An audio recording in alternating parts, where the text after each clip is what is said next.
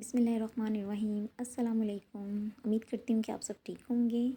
میرا جو آج کا ناول ہے وہ انگنا پھول کھلیں گے، جس کی رائٹر ہیں راحت جبین۔ قسط نمبر 11۔ چلیے چلتے ہیں ناول کی طرف۔ ثانیہ کے قدم دروازے کے پاس منجمد ہوئے۔ آواز تھی، گولی کی آواز۔ اس کا دل کانپا اور اتھا گہرائی میں ڈوب گیا۔ دروازے میں کھڑی خواتین میں بھگدڑ مچ گئی۔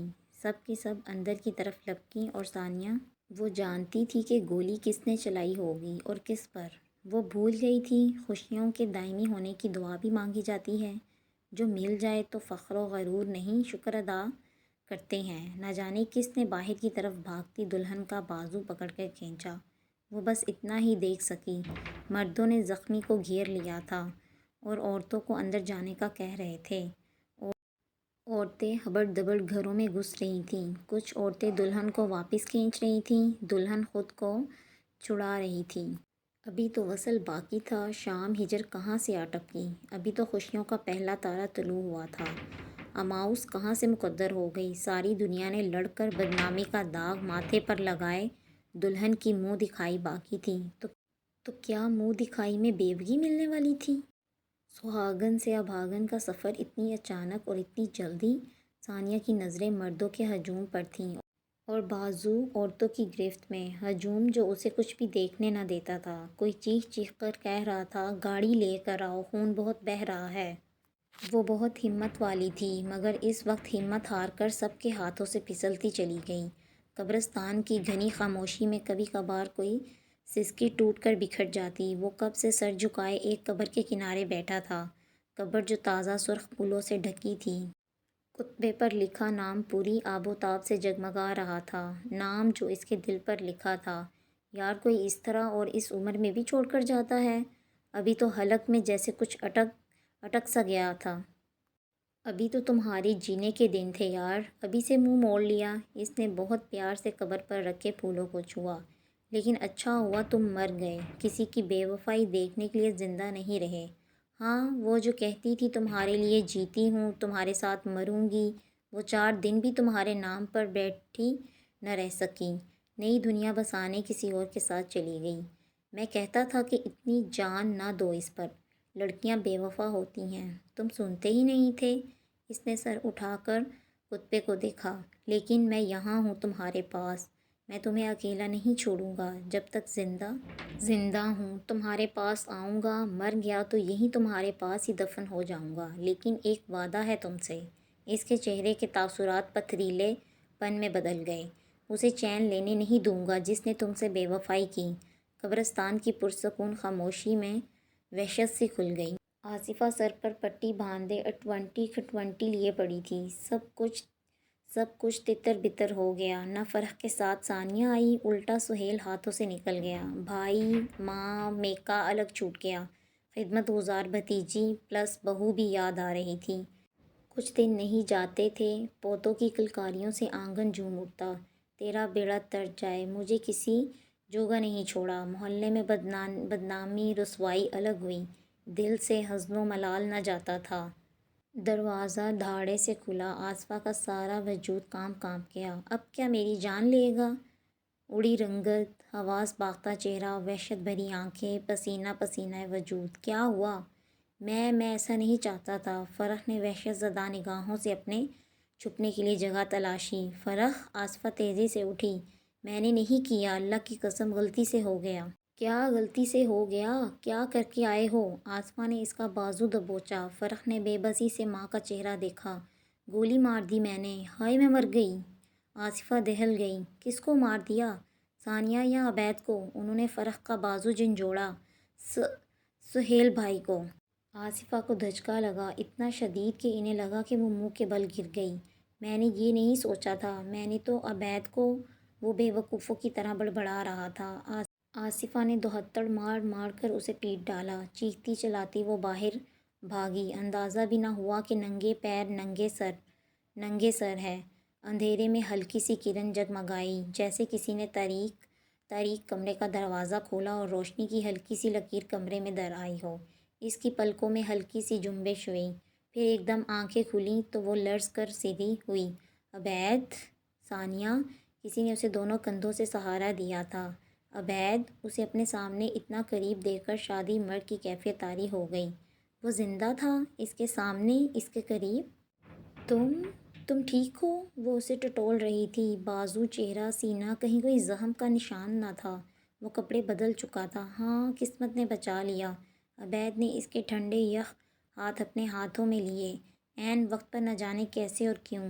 شاید توفیق صاحب سے ہاتھ ملانے کو سہیل سامنے آ گیا تھا اور گولی اس کے بازو میں لگ گئی کہ اسی اثنا میں عبید سہیل کی اوٹ میں آ گیا تھا۔ سہیل بھائی، وہ ٹھیک ہے؟ رابعہ، دادی، ثانیہ کو ایک ایک کر کے سب یاد آنے لگے۔ عبید نے ایک گہری سانس بھری۔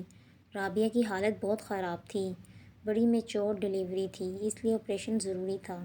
آسیہ اور نادرہ اس کے پاس تھیں۔ سہیل کی حالت خطرے سے باہر تھی۔ وسیم اور شبیر صاحب پولیس کے معاملات دیکھ رہے تھے۔ دادی کو نیند کا انجیکشن دے کر سلایا گیا تھا۔ عبید بھی اسپتال میں تھا، مگر سب نے اصرار کر کے اسے واپس بھیج دیا کہ کہیں فرق دوبارہ کوئی ایسا اقدام نہ کرے۔ وہ ثانیہ کو دیکھنے آ گیا تو ایرم چینج کرنے گھر چلی گئی۔ بچے کچے مہمان دادی کے کمرے میں ڈیرا ڈالے چہ مخفیوں میں مصروف تھے۔ آسپا بھی وہیں موجود وویلا کر رہی تھی۔ یہ سب میری وجہ سے ہوا ہے۔ ثانیہ کے اندر شرمندگی کا احساس گہرا ہونے لگا۔ فرق کو اس مقام تک لانے والی وہی تو تھی۔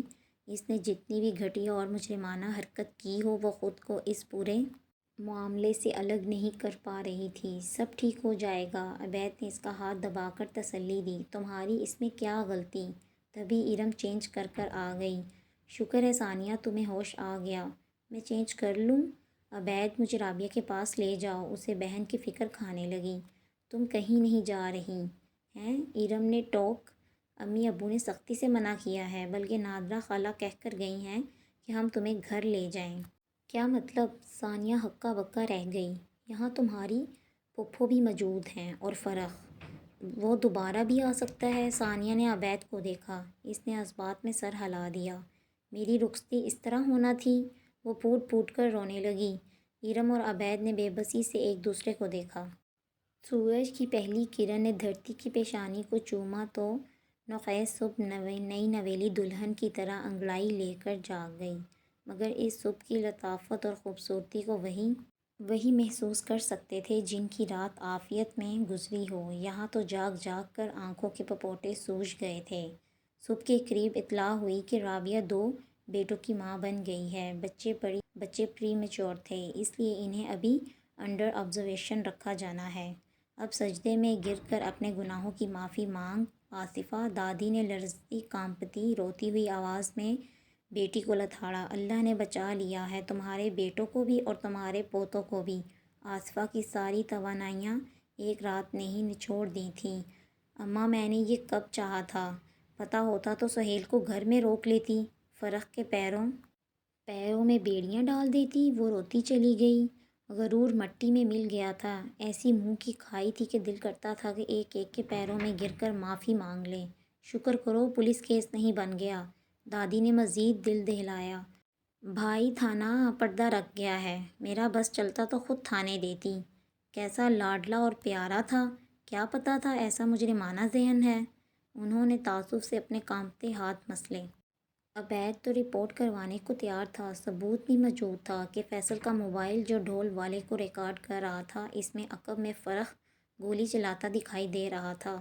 اگرچہ اس وقت فیصل کی توجہ ڈھول والوں پر مرکوز تھی، مگر سہیل نے منت سماجت کر کے روک دیا۔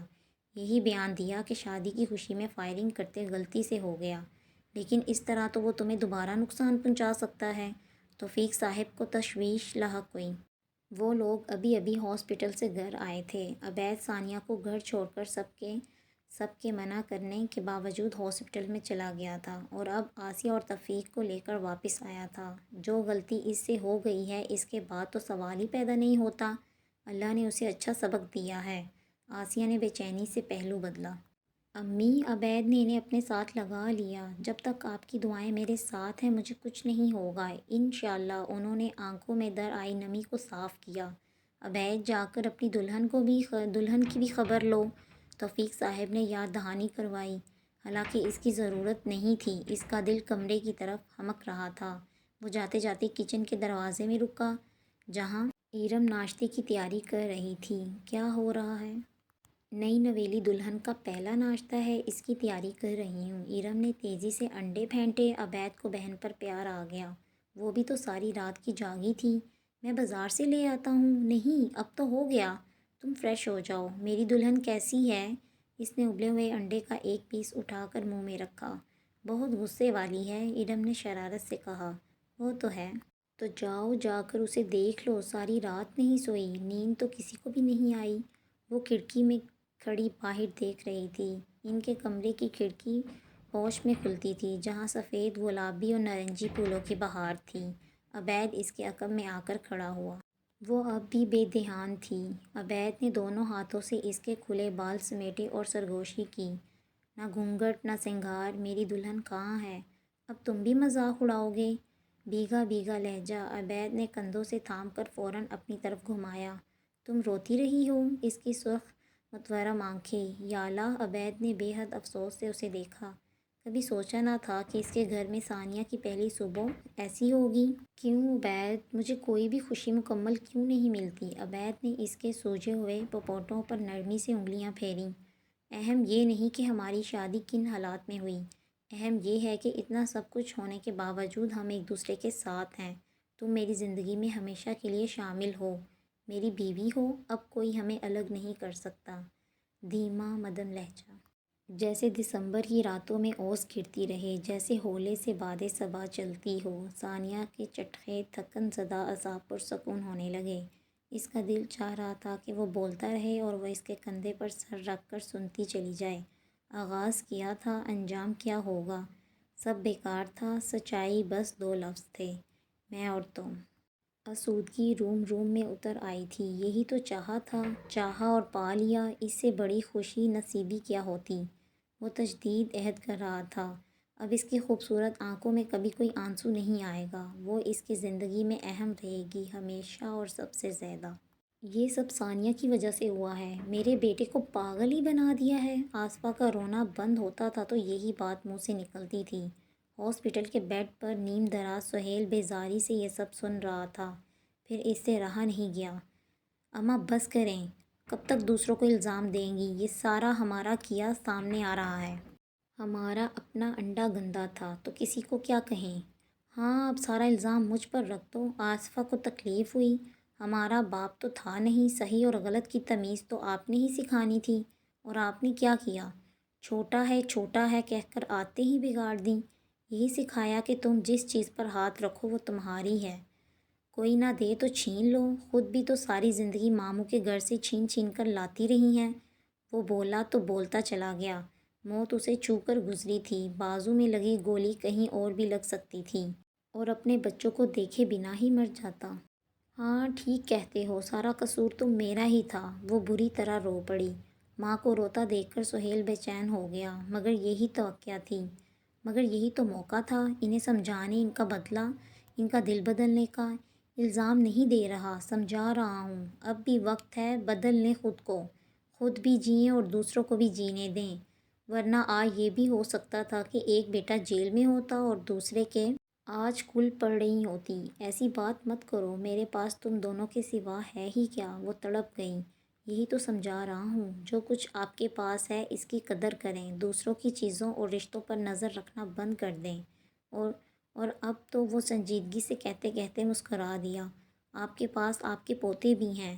رابعہ کی حالت اتنی خراب تھی کہ وسیم نے فوراً سہیل کی اس سے ویڈیو کال پر بات کروا دی تھی، تب اس کے دل کو کچھ سکون ہوا۔ ہاں دیکھ آئی ہوں، چننے مننے سے ہیں، شیشے کے بکسوں میں رکھے ہیں، بس دور سے دیکھنے دیے۔ رابعہ نے بہت سٹریس لے لیا تھا، ماں اور بچوں دونوں کو خطرہ تھا، اس لیے وقت سے پہلے آپریشن کرنا پڑا۔ سچویشن ایسی نہ تھی، ورنہ ڈاکٹروں کو تو آپریشن کا بہانہ چاہیے، جیسا بھاشن ضرور دیتیں۔ فرق کا کیا ہوگا، میں نے اسے چھوڑ دیا ہے، معاف نہیں کیا۔ وہ گھر میں تب ہی آئے گا جب اسے اپنی غلطی کا احساس ہوگا۔ سہیل کا لہجہ دو ٹوک اور قطعی تھا۔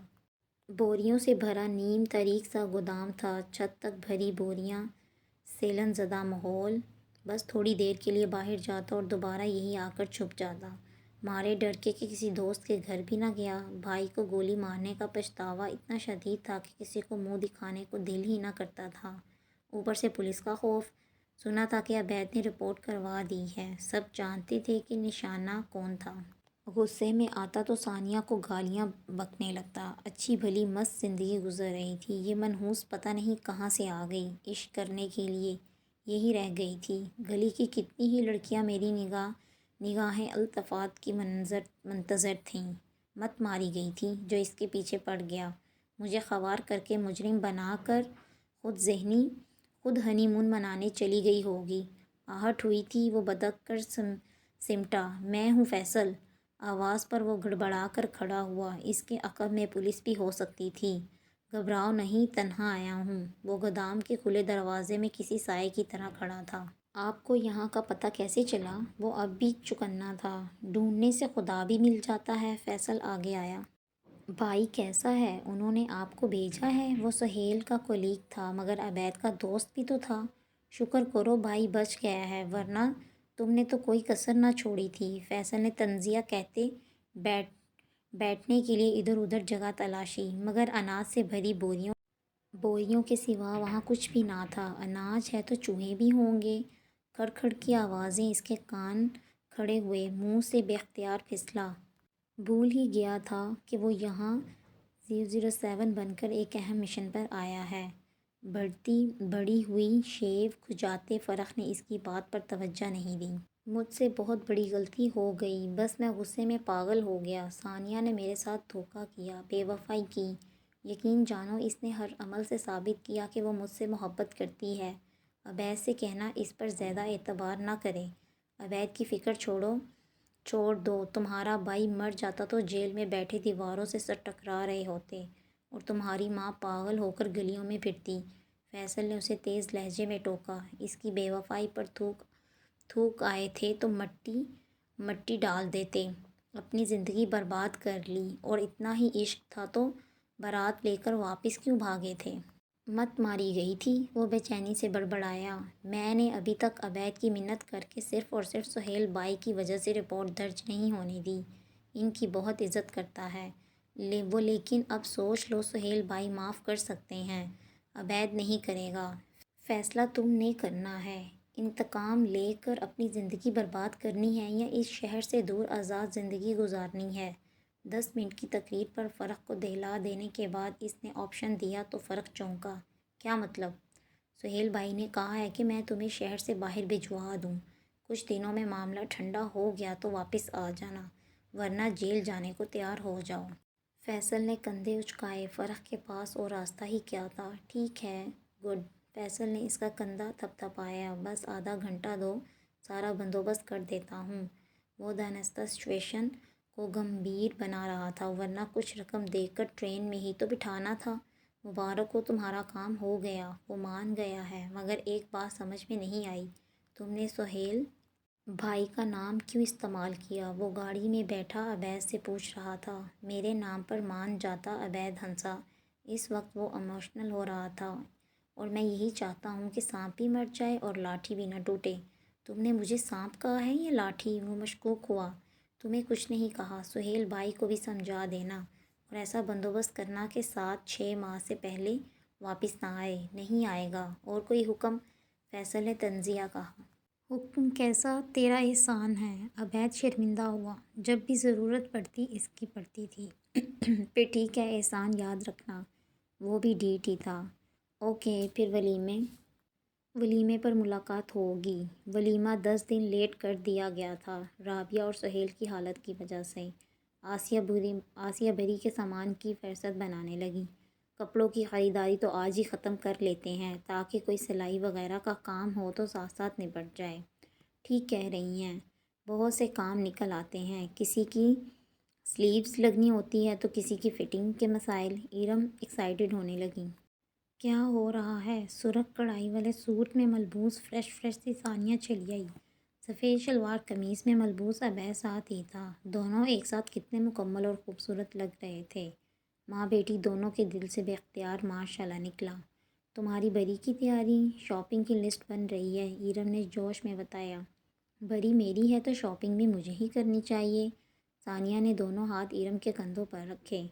ہاں تو تمہارے ساتھ ہی کریں گے۔ ارم نے پیار سے اس کا ہاتھ تھپتھپایا۔ ہر چیز تمہاری پسند کی ہی ہوگی۔ عبید نے مسکرا کر ثانیہ کو دیکھا، وہ بھی مسکرا دی۔ تم لوگ کہیں جا رہے ہو؟ آسیہ نے پوچھا۔ جی آنٹی، رابعہ گھر آئی ہے تو اس سے ملنے جا رہی ہوں۔ ماشاء اللہ، شام کو میں بھی آؤں گی، ابھی تم ہو آؤ۔ انہوں نے خوش دلی سے اجازت دی۔ اور وہاں جلدی آ جانا۔ اور ہاں جلدی آ جانا، پھر شاپنگ کے لیے جانا ہے۔ ارم نے دوبارہ یاد دہانی کروائی۔ ثانیہ کا بس نہ چلتا تھا کہ پوری زندگی کے کپڑے بھری کے نام پر ایک ہی بار میں خرید لے۔ وہ جس چیز پر ہاتھ رکھتی عبید اسے لے کر دے رہا تھا۔ آسیہ کو تشویش لاحق ہونے لگی۔ یہ اسراف تھا، اتنے فینسی ڈریس کہاں پہنے جاتے ہیں؟ جانے تھے، موسم بدلنے والا تھا۔ ارم اور ثانیہ جویلری دیکھ رہی تھیں۔ انہوں نے دبے لفظوں میں عبید سے کہا، کوئی بات نہیں امی، جن حالات میں ہماری شادی ہوئی ہے، میں کچھ کہوں گا تو اسے اچھا نہیں لگے گا۔ وہ آج تارے بھی توڑ لانے کو کہتی تو عبید دلا دیتا۔ شاید مجھے ساتھ آنا ہی نہیں چاہیے تھا، انہوں نے دل ہی دل میں سوچا۔ ان کے چہرے پر تھکن کے آثار دیکھ کر ارم نے باقی شاپنگ ملتوی کر دی۔ لیکن مجھے تو ابھی بہت کچھ خریدنا ہے، ثانیہ نے احتجاج کیا۔ تم عبید کے ساتھ اپنی شاپنگ مکمل کر لو، میں اور ارم اب گھر چلتے ہیں، آسیہ نے نرمی سے کہا۔ عبید نے ان کے اصرار پر ٹیکسی کروا دی تھی۔ شکر ہے یار، میں تو جھجک کے مارے ڈھنگ سے کچھ پسند بھی نہیں کر پا رہی تھی۔ اب کھل کر شاپنگ تو ہو سکے گی؟ یعنی ابھی کھل کر شاپنگ ہونا باقی ہے؟ عبید نے بے چارگی سے پوچھا۔ ابھی ٹیکسی بھر کے سامان گھر گیا تھا، میں نے بھی خریدا ہی کیا ہے؟ اللہ رے معصومیت، وہ اشش کر اٹھا۔ دیکھو عبید، اب میری چھوٹی چھوٹی خوشیوں پر پانی نہ پھیرو۔ ثانیہ نے ناک چڑھائی، جس میں نازک سی نوز پن جگمگا رہی تھی۔ میری مجال، چلو مجھے منہ دکھائی کا گفٹ لے کر دو۔ اس نے مزے سے عبید کا بازو پکڑا۔ وہ کیا ہوتا ہے؟ اللہ رے معصومیت، ثانیہ نے نقل اتاری۔ پھر دونوں ہنستے ہوئے آگے بڑھ گئے۔ ثانیہ نے اپنے لیے بہت پیارا نیکلس پسند کیا تھا۔ دادی دادی، میں بہت خوش ہوں۔ اس نے دادی کو باہوں میں کس کر کھینچ ڈالا۔ دادی کو بے اختیار فرق یاد آ گیا۔ جب ثانیہ کے ساتھ رشتے کی بات چلی تھی تو وہ اسی طرح لاڈیاں کرتا تھا۔ اللہ تجھے اسی طرح ہنستا مسکراتا رکھے، انہوں نے دل سے اٹھتی ہوک کو دبا کر دعا دی۔ نادرہ شاپنگ بیگز کی تعداد دیکھ کر ہی نہال ہو گئی تھی۔ یہ تو کچھ بھی نہیں ہے اماں، باقی تو گھر چلے گئے ہیں، ثانیہ نے فخر سے بتایا۔ اف، میں نے کتنے دنوں کے بعد، بلکہ زندگی میں پہلی بار اس طرح کھل کر شاپنگ کی ہے۔ کیوں، بعد میں سارے بازار بند ہو جانے تھے؟ دادی نے ٹوکا۔ چھوڑیں بھی دادی، موج کرنے دیں۔ چنو منو کہاں ہیں؟ میں نے ان کے لیے بھی شاپنگ کی ہے۔ بچے بہت کمزور تھے، اس لیے ڈاکٹر کے مشورے سے ان کے لیے علیحدہ کمرہ سیٹ کیا تھا تاکہ زیادہ لوگ قریب نہ جائیں۔ عادل اور عدیل نام ہے، نادرہ نے بتایا۔ اچھا، نام بھی رکھ لیے، میں مل آؤں؟ وہ تیزی سے کمرے کی طرف بڑھ گئی۔ یہی تو میں چاہتی تھی، میری بیٹیاں قدر کرنے والوں کے گھر جائیں، کیسے مالا مال ہوئی ہے۔ نادرہ نے خوشی اور طمانینت کے احساس کے ساتھ ثانیہ کو جاتے دیکھا۔ اللہ پہننا اوڑھنا نصیب کرے، سہاگ سلامت رہے، دادی نے دعا دی۔ خود رابعہ بھی بہت ویک ہو رہی تھی، کمزور سا جسم، زرد چہرہ۔ سوری یار، ولیمہ زیادہ لیٹ نہیں ہو سکتا تھا، تم اس حالت میں کیسے شرکت کرو گی؟ ثانیہ کو واقعے میں افسوس ہوا، بچوں کو بس دور سے ہی دیکھا، بچوں کو گود لینے کی عادت تھی، نہ اجازت۔ میری فکر نہ کرو، اتنی مشکلوں سے تمہارے معاملات ٹھیک ہوئے ہیں، اب اپنی زندگی کو انجوائے کرو، رابعہ نے اطمینان سے کہا۔ ہر مشکل کے بعد آسانی ہے، رب کا وعدہ سچا ہے۔ پھوپھو ہر روز پوتوں کو دیکھنے چلی آتی، سنا تھا فرق شہر سے چلا گیا ہے، اچھا ہے کچھ دن گھر سے دور دھکے کھائے گا تو عقل ٹھکانے آ جائے گی۔ اور سناؤ، سنا ہے گولی کھا کر سہیل بھائی خاصے سیدھے ہو گئے ہیں؟ ثانیہ رابعہ کے پاس ہی بیٹھ گئی۔ شکر کرو اور احسان مانو، تمہارے میاں کے حصے کی گولی کھائی ہے، رابعہ نے تنت جواب دیا۔ او ہو، ماں بن کر تو تمہاری زبان بھی چلنے لگی ہے، پھوپھو کے سامنے چلے تو مانوں، ثانیہ نے چھیڑا۔ ضرورت ہی نہیں پڑے گی انشاءاللہ، غرور ٹوٹ جائے تو انسان ویسے ہی زمین پر آ جاتا ہے۔ فرق چلا گیا ہے، اور پھوپھو جانتی ہیں اب سہیل کی زندگی میں میری اہمیت اور حیثیت کیا ہے؟ رابعہ نے طمانینت سے بچوں کے کاٹ کو دیکھا۔ خوب بدلے لینا، ثانیہ نے اکسایا۔ کس سے؟ ایک ٹوٹے ہوئے انسان سے؟ اف، تم سے تو کچھ کہنا ہی بیکار ہے، وہ بدمزہ ہوئی۔ چھوڑو، اب اپنی سسرال پر توجہ دو، رابعہ نے بات بدلی۔ کون سی سسرال؟ میری توجہ کا سارا مرکز تو بس عبید ہوگا، باقی میری ذمہ داری نہیں ہے۔ ثانیہ نے لاپرواہی سے بال جھٹکے۔ اس سے پہلے کہ رابعہ کوئی لیکچر دیتی، ثانیہ نے فوراً اسے اپنا نیکلس دکھانا شروع کر دیا۔ اتنی چپ چپ کیوں ہے؟ ایرم نے عقب سے ماں کے گلے میں بازو ڈال دیے۔ سامنے کپڑے کھلے تھے، وہ ان کو الگ کر رہی تھی تاکہ جن پر کچھ کام کروانا تھا انہیں درزن کے حوالے کیا جا سکے۔ کام کا بوجھ ہے، انہوں نے ٹالا۔ امی، آپ کو پتہ تو ہے وہ بچپن سے چھوٹی چھوٹی چیز کے لیے ترسی ہے۔ اس کی خواہشیں اس طرح پوری نہیں ہوئیں جس طرح میری ہوئی ہیں۔ اب کچھ عرصہ تو اوور ری ایکٹ ہی کرے گی، آہستہ آہستہ ٹھیک ہو جائے گی۔ ابھی آپ نے کچھ بھی کہا تو میں کیا بے وقوف ہوں جو کچھ کہوں گی؟ اللہ کا شکر ہے میرا بیٹا اتنا کماتا ہے کہ اس کی تشنہ خواہشیں کی تکمیل کر سکے۔ میں تو بس یہ سوچ رہی تھی کہ انسان کے ظرف کا اندازہ تنگی میں ہوتا ہے یا فراخی میں، اور خواہش کا پودا تو ایسا ہے کہ جسے جتنا پانی دو دگنا تگنا بڑھتا ہے، جھاڑ جھنکار بن جاتا ہے۔ مرد کماتا ہے، عورت گھر بناتی ہے، وہ بھی بنائے گی، بس اسے تھوڑا وقت دیں، اس خمار سے باہر آنے دیں، ایرم نے نرمی سے کہا۔ آسیہ نے فخر سے اپنی معصوم بیٹی کو دیکھا۔ تنگی ہو یا فراخی، ان کے بچوں کے ظرف بہت بڑے تھے۔ ایرم، تم نے پارلر سے اپائنٹمنٹ لے لی؟ تبھی ثانیہ چلی آئی۔ وہ تو میرے ذہن سے ہی نکل گیا۔ اتنی امپورٹنٹ بات ذہن سے نکل گئی؟ جلدی کرو، کسی اچھے پارلر میں اپائنٹمنٹ بھی کئی دن پہلے لینی پڑتی ہے، اور وہاں اپنی بھی ساتھ ہی کروانا، میری نند کو بہت خوبصورت لگنا چاہیے۔ ہاں، کروا لیتی ہوں۔ اور کچھ؟ ایرم مسکرا کر اپنا سامان سمیٹنے لگی۔ تبھی ثانیہ کی نظر پیچ کلر کے لانگ ڈریس پر گئی۔ کتنا خوبصورت ہے یار، یہ کب لیا؟ ایرم نے کچھ کہنے کو لب کھولے مگر ثانیہ کو جواب درکار نہیں تھا۔ یہ تو میں جب کسی کے گھر پہلی دعوت پر جانا ہوا تب پہنوں گی۔ اس نے تیزی سے فراک اپنے ساتھ لگا کر دیکھا۔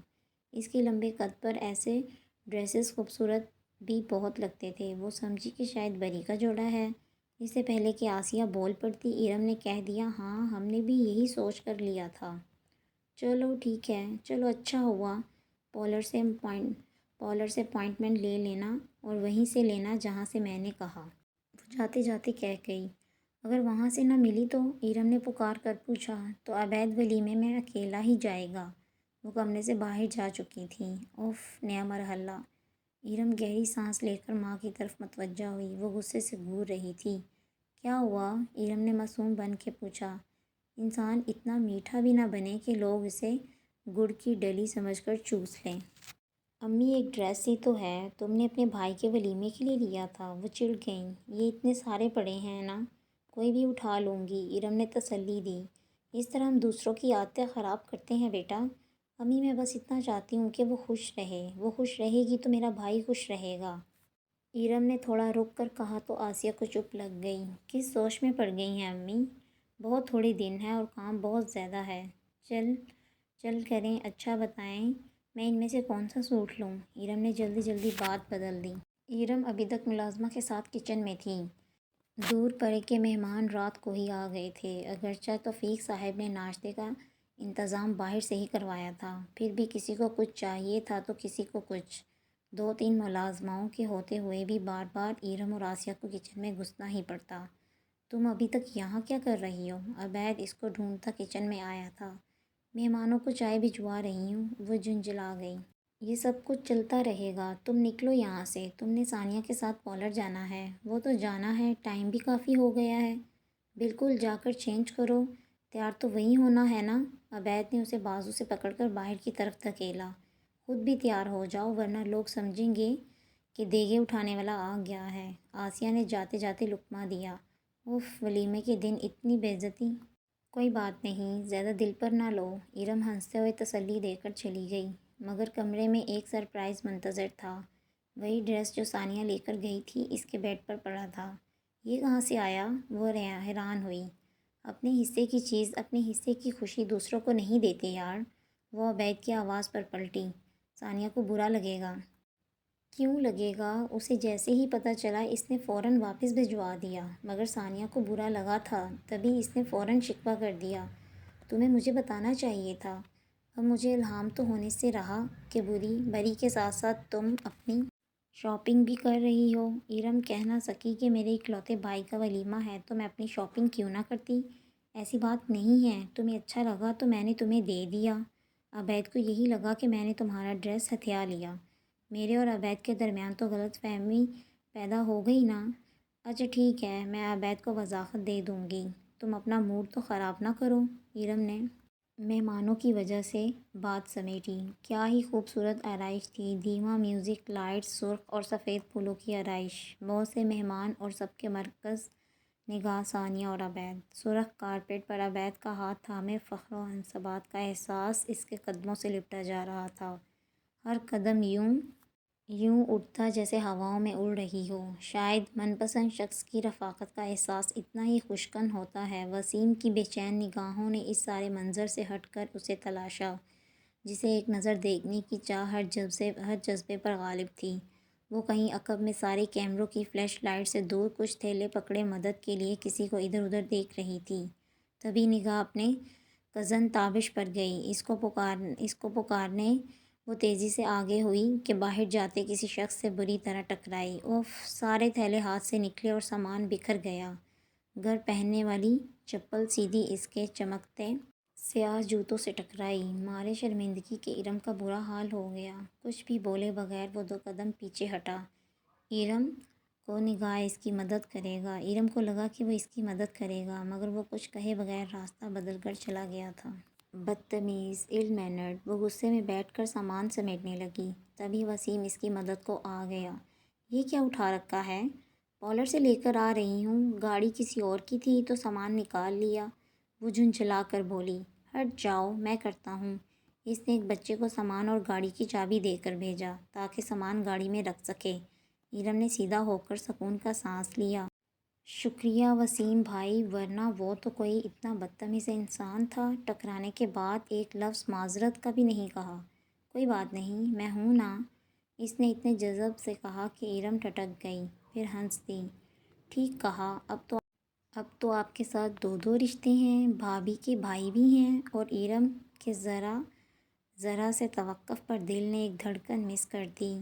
اور پڑوسی بھی۔ وہ سر جھٹک کر ہنسی تو کان کے جھمکے ہلکورے کھانے لگے۔ تم لڑکیاں اتنی بے وقوف کیوں ہوتی ہو؟ وہ برہم ہوا۔ آپ مجھے بے وقوف کہہ رہے ہیں؟ ارم نے صدمے سے اسے دیکھا۔ بندہ دل رکھنے کو معصوم ہی کہہ دیتا ہے۔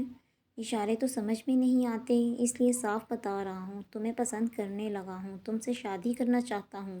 ارم کے ہاتھوں کے طوطے چڑیاں سب اڑ کر سر کے اوپر چکر کھانے لگے۔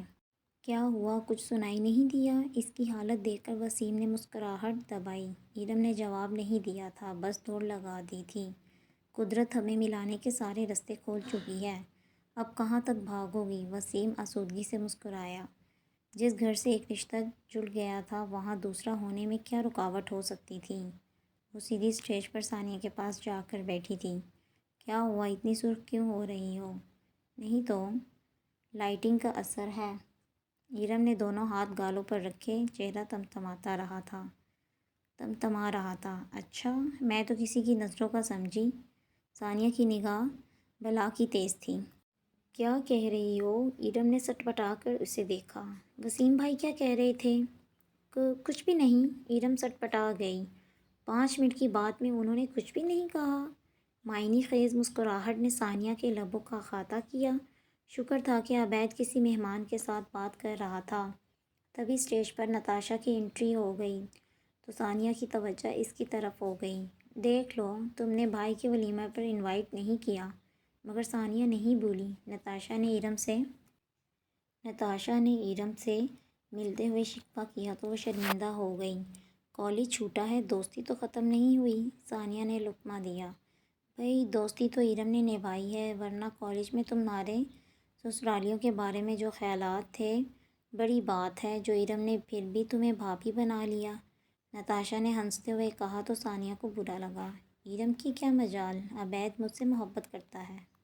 اور تب بھی نتاشا نے ہونٹ سکوڑے۔ اور سسرال والوں کے بارے میں میرے اب بھی وہی خیالات ہیں۔ اب یہ تو ان پر ڈیپینڈ کرتا ہے کہ یہ لوگ میرے خیالات کو کس طرح بدلتے ہیں۔ بہت چالاک ہو یار۔ نتاشا ہنسی۔ ان کی گفتگو کس رخ پر جا رہی تھی ایرم کو خبر نہ ہوئی۔ اس کا دھیان بھٹک گیا تھا۔ تبھی آسیہ کے بلانے پر وہ معذرت کرتی اسٹیج سے اتر گئی۔ ماشاء اللہ کتنا پیسہ لگا ہوگا؟ دادی ناک پر انگلی جمائے حال کا جائزہ لے رہی تھی۔ دادی جلدی سے سیدھی ہوں، آپ کے ساتھ تصویر بنوانی ہے۔ ایرم نے دادی کے ساتھ والی کرسی سنبھالتے فوٹوگرافر کو اشارہ کیا۔ میں نہیں کھنچواتی، اب کون سا تصویر اچھی آنی ہے؟ انہوں نے رخ پھیرا۔ بہت اچھی آئے گی، آپ سیدھی تو ہوں۔ ایرم نے ان کا دوپٹہ ٹھیک کیا۔ اچھا میری بات سن، ڈھنگ سے کھینچنا، چہرے کی جھریاں زیادہ نہ آئے۔ فوٹوگرافر ہکا بکا رہ گیا۔ ایرم نے مسکراہٹ دبائی۔ دادی فکر نہ کریں، فلٹر لگا کر ساری جھریاں غائب کر دیں گے، ایک دم جوان نظر آئیں گی۔ ایرم نے تسلی دی۔ وسیم کا دل چاہا کہ وہ دادی کی دوسری طرف جا کر بیٹھ جائے، پھر اسے لگا کہ یہ چھچور پن ہوگا، اس لیے خاموشی سے رخ بدل گیا۔ آئے میں نتاشا ہوں۔ وسیم کچھ پزل سا ہوا۔ ان کے خاندان کی لڑکیاں اتنے بولڈ انداز میں تعارف نہیں کرواتی تھیں۔ ثانیہ کی فرینڈ؟ اچھا کیسی ہیں؟ وہ فوراً سنبھلا۔ میں تو اچھی ہوں۔ نتاشا نے گردن گھما کر ثانیہ کو دیکھا۔ وہ دونوں دیکھ کر مسکرا رہی تھی۔ ایرم کے جانے کے بعد نتاشا نے ثانیہ کو چھیڑا تھا۔ آخر تم نے اس کے بھائی کو پٹا ہی لیا۔ اس کا بھائی خود ہی مجھ پر مر مٹا تھا۔ ہم پر تو کوئی نہ مرا۔ میرا بھائی ابھی سنگل ہی ہے، شریف اتنا ہے کہ کسی لڑکی کی طرف آنکھ اٹھا کر نہیں دیکھتا۔ مجھ جیسی لڑکی سامنے ہو تب بھی نہیں۔ آزما لو، مل لو، وعدہ کرتی ہوں۔ دونوں نے ایک دوسرے کو پسند کر لیا تو شادی کروا دوں گی۔ دلہن ہو، زبان تو قابو کرو۔ عقب سے نادرہ نے ٹوکا دے کر ثانیہ کو ٹوکا۔ دادی نے کھلوایا تھا، اس کو کہو منہ بند کر کے بیٹھے۔ کیسی بے شرم لگ رہی ہے، لوگ تو پہلے ہی باتیں کر رہے ہیں۔ ثانیہ کو خاموش ہونا پڑا۔ ایرم نے کچھ حیران ہو کر وسیم اور نتاشا کو باتیں کرتے دیکھا تو عجیب سا احساس ہوا۔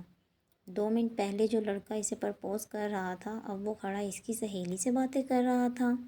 آئینے کے سامنے تیار ہوتا عبید خوش مطمئن اور آسودہ لگ رہا تھا۔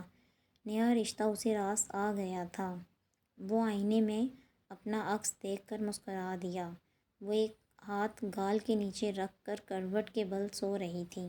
شگفتہ کھلا کھلا چہرہ، طمانینت کا احساس۔ وہ مڑ کر اس کے پاس آیا۔ یہی تاثرات تو وہ اس کے چہرے پر دیکھنا چاہتا تھا۔ سرخ لبوں کے گوشوں میں اب بھی وہ کوئی شریر لمحہ مسکا رہا تھا۔ عبید نے وہ لمحہ چرانا چاہا تو وہ ہنسمسا کر جاگی۔ گڈ مارننگ، صبح خیر۔ تم اتنی جلدی کیوں جاگ گئے؟ ثانیہ نے بمشکل آنکھیں کھول کر عبید کی تیاری کو دیکھا۔ کیونکہ آج مجھے آفس جانا ہے۔ اتنی جلدی؟ اس نے پوری آنکھیں کھول لیں۔ تو کیا ساری عمر کے لیے گھر بٹھاؤ گی؟ ہاں میں کہوں گی تو تم بیٹھ جاؤ گے۔ اس نے کروٹ بدلنا چاہی، عبید نے روک دیا۔ کہہ کر تو دیکھو۔ تو پھر آج آفس مت جاؤ، ثانیہ نے اطمینان سے کہہ کر آنکھیں موند لیں، پھر ہنس دی۔ اچھی طرح جانتی تھی اب وہ اسے گھور رہا ہوگا۔ اب شرافت سے اٹھ جاؤ، آفس کا پہلا دن ہے تو جاؤ، اللہ حافظ۔ وہ دوبارہ سے سونا چاہتی تھی۔ ایسے ہی چلا جاؤں؟ عبید نے حیرت سے پوچھا۔ کیا مطلب؟ وہ تمہاری ننھی منھی سی خواہشیں کیا ہوئیں؟ عبید جب تم آفس جاؤ گے میں تمہیں ناشتہ بنا کر دوں گی، پرفیوم لگاؤں گی، اور ہاں وہ ٹائی کی ناٹ بھی اس لیے باندھنا سیکھی تھی۔ نہ انسان کسی جذباتی لمحے کی گئی باتوں کا ایک ایک لفظ یاد رکھے ہوئے تھا۔ سب کچھ کیا کرو گی؟ کچھ دن تو سکون سے رہنے دو یار۔ اس نے کروٹ بدل لی۔ ٹھیک ہے، رہو سکون سے، ہمیں تو ڈیوٹی پر جانا ہے۔ وہ ٹھنڈی سانس بھر کے اٹھ گیا۔ ناشتہ بھی ایرم بنا دے گی تو کیا ہوا، ساری عمر سے وہی ناشتے بنا رہی ہے۔ یہ کیا کہ بیوی کے آتے ہی ساری ذمہ داری اس کے کندھوں پر ڈال دی جائے۔ بیوی ہوں، ملازمہ تو نہیں۔ وہ نیند میں نہ جانے کیا کیا بڑبڑا رہی تھی۔ محترمہ آپ کو اس لیے جگا رہا تھا کہ اپنی خوبصورت مسکراہٹ کے ساتھ دروازے تک خدا حافظ کہہ آئے تاکہ سارا دن خوبصورت گزرے۔ یہ ماں بھی عجیب ہوتی ہے، ساری زندگی خود دروازے تک رخصت کرتی ہیں مگر بیوی کے آتے ہی یہ ذمہ داری بھی اس کے نازک کندھوں پر ڈال دیتی ہے۔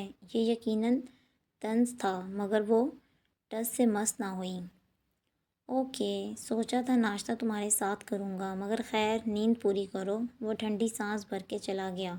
ثانیہ نے تکیہ اٹھا کر منہ پر رکھ لیا تھا۔ گھر کی صفائی ہو چکی تھی، دوپہر کے کھانے کی تیاری تھی، مہمان جا چکے تھے۔ بہت دنوں کے بعد گھر اپنی روٹین میں واپس آ گیا تھا، پرسکون اور خاموش۔ سوچ رہی ہوں دوپہر میں کچھ ہلکا پھلکا بنا لوں، آسیہ نے بیٹی سے مشورہ کیا۔ دوپہر میں نہ بھائی گھر پر ہے نہ ابو، فریج بھی بھرا ہوا ہے۔ میں تو کہتی ہوں کچھ بھی نہ بنائیں، کباب بھی پڑے ہیں، بریانی بھی بچی ہوئی ہے، شام کو کچھ بنا لیں گے۔ ارم آ کر تسلی سے پاس بیٹھ گئی۔ تبھی ثانیہ چلی آئی۔ اسے بننے سنورنے کا شوق تھا۔ کمرے سے باہر آتی تو نقص درست تیار شیار ہلکا پھلکا زیور پہنے آسیہ کو اس کی یہ عادت اچھی لگتی تھی۔ کوئی اچانک بھی گھر میں آ جائے تو پتہ چلتا تھا کہ اس گھر کی بہو اور نئی نویلی دلہن ہے۔ السلام علیکم۔ ماشاء اللہ یہ رنگ تم پر بہت ہی کھل رہا ہے، انہوں نے جواب دے کر تعریف بھی کر دی۔ سی گرین کرتا پاجامے میں کام والا دوپٹہ کندھے پر ڈالے وہ کھل رہی تھی۔ شکریہ آنٹی۔ وہ سامنے والے صوفے پر بیٹھ گئی۔ میری سہیلی ہے، میں اتنی خوبصورت جو بھی پہنتی ہے سج جاتا ہے، ارم نے خلوص دل سے تعریف کی۔ ثانیہ تفاخر سے مسکراتی کھلے بالوں میں انگلیاں چلاتی رہی۔ ارم بیٹا، بہن کے لیے ناشتہ لاؤ۔ آ جاؤ، ناشتہ کچن میں کرتے ہیں، میں نے کچھ خاص نہیں کھایا۔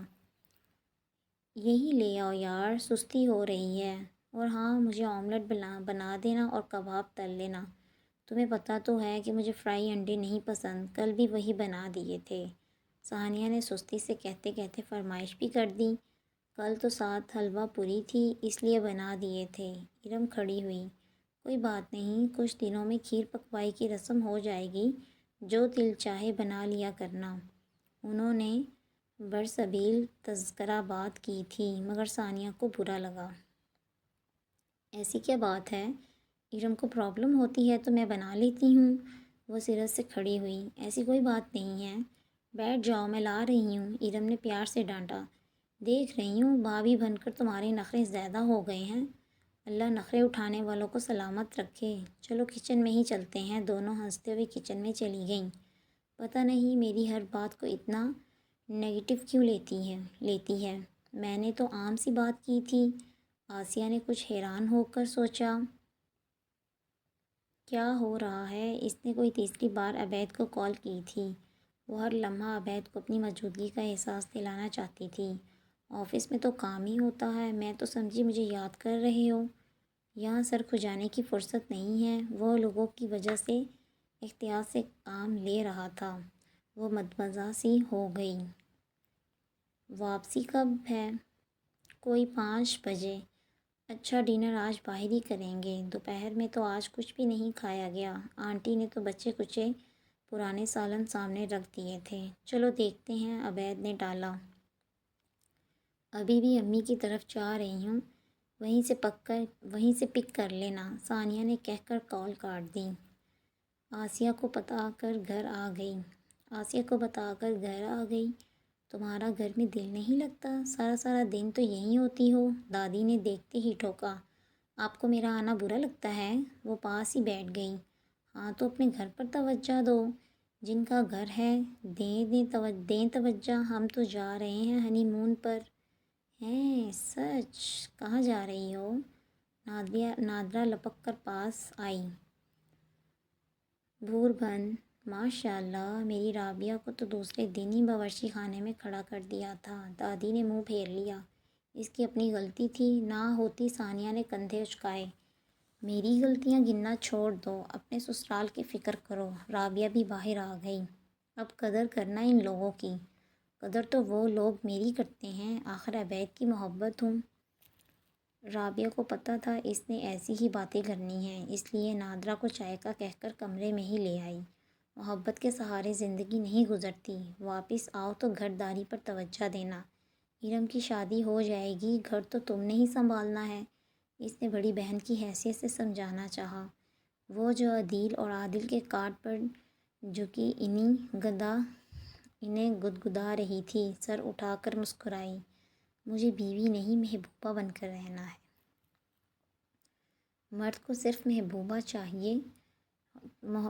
مرد کو صرف محبوبہ چاہیے ہو تو کبھی شادی ہی نہ کرے۔ اسے تو گھر والی چاہیے ہوتی ہے جو پیار اور توجہ سے اس کے گھر کو سنبھالے، اس کی نسل کو پروان چڑھائے۔ یعنی عورت کا کام بس یہی ہے، بچے پیدا کرے، گھر سنبھالے۔ ثانیہ نے ناک چڑھائی۔ جس عظیم مقصد کی تکمیل کے لیے قدرت نے عورت کو چنا ہے، تمہارے نزدیک معمولی ہے۔ ایک پوری نسل کو پروان چڑھانا کوئی گھٹیا کام ہے؟ رابعہ کو برا لگا۔ بات سنو، اگر تمہیں محبوبہ بننا نہیں آیا تو اس میں میرا کیا قصور ہے؟ رابعہ نے کچھ کہنا چاہا مگر نادرہ اندر آ گئی۔